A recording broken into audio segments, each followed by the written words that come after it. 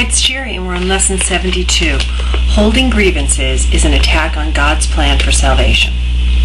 While we have recognized that the ego's plan for salvation is the opposite of God's, we have not yet emphasized that it is an active attack on His plan and a deliberate attempt to destroy it. In the attack, God has assigned the attributes which are actually associated with the ego, while the ego appears to take on the attributes of God. The ego's fundamental wish is to replace God. In fact, the ego is the physical embodiment of that wish. For it is that wish that seems to surround the mind, with a body, keeping it separate and alone, and unable to reach other minds except through the body that was made to imprison it. The limit on communication cannot be the best means to expand communication. Yet the ego would have you believe that this is so.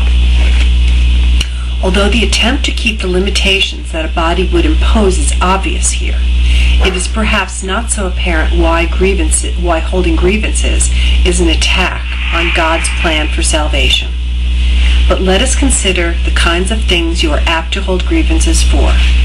Are they not always associated with something a body does? A person says something you do not like. He does something that displeases you. He betrays his hostile thoughts in his behavior. You are not dealing here with what the person is. On the contrary, you are exclusively concerned with what he does in a body. You are doing more than failing to help in freeing him from the body's limitations.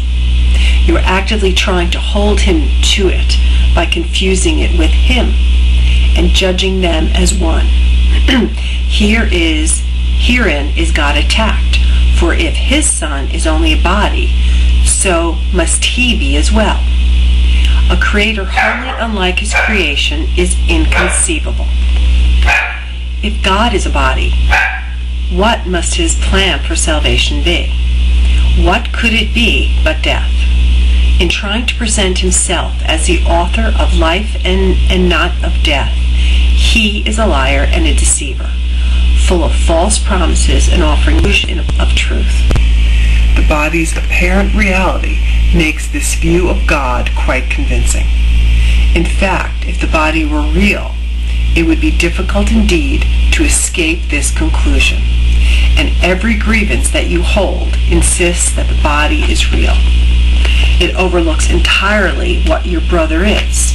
It reinforces your belief that he is a body and condemns him for it. And it asserts that his salvation must be death, projecting this attack onto God and holding him responsible for it. To this carefully prepared arena, where angry animals seek for prey and mercy cannot enter, the ego comes to save you. God made you a body. Very well, let us accept this and be glad. As a body, do not let yourself be deprived of what the body offers. Take the little you can get. God gave you nothing. The body is your only savior. It is the death of God and your salvation. This is the universal belief of the world you see. Some hate the body and try to hurt and humiliate it. Others love the body and try to glorify and exalt it. But while the body stands at the center of your concept of yourself, you are attacking God's plan for salvation and holding your grievances against Him and His creation. That you may not hear the voice of truth and welcome it as friend.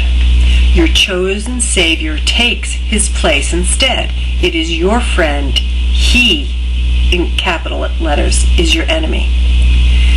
We will try today to stop these senseless attacks on salvation. We will try to welcome it instead. Your upside-down perception has been ruinous to your peace of mind. You have seen yourself in a body and the truth outside you, locked away from your awareness by the body's limitations. Now we are going to try to see this differently. The light of truth is in us, where it was placed by God. It is the body that is outside us and is not our concern. To be without a body is to be in our natural state. To recognize the light of truth in us is to recognize ourselves as we are. To see ourself as separate from the body is to end the attack on God's plan for salvation and to accept it instead. And whenever His plan is accepted, it is accomplished already. Our goal in the longer practice periods today is to become aware that God's plan for salvation has already been accomplished in us. To achieve this goal, we must replace attack with acceptance. As long as we attack it, we cannot understand what God's plan for us is. We are therefore attacking what we do not recognize.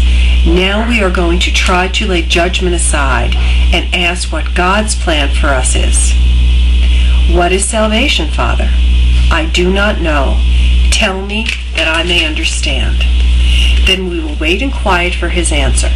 We have attacked God's plan for salvation without waiting to hear what it is. We have shouted our grievances so loudly that we have not listened to His voice. We have used our grievances to close our eyes and stop our ears. Now we would see and hear and learn. What is salvation, Father? Ask and you will be answered. Seek and you will find. We are no longer asking the ego what salvation is and where to find it. We are asking it of truth. Be certain then that the answer will be true because of whom you ask. Whenever you feel your confidence wane and your hope of success flicker and go out, repeat your question and your request, remembering that you are asking of the infinite creator of infinity, who created you like Himself. What is salvation, Father? I do not know. Tell me that I may understand. He will answer, be determined to hear. One or perhaps two shorter practice periods an hour will be enough for today, since they will be somewhat longer than usual.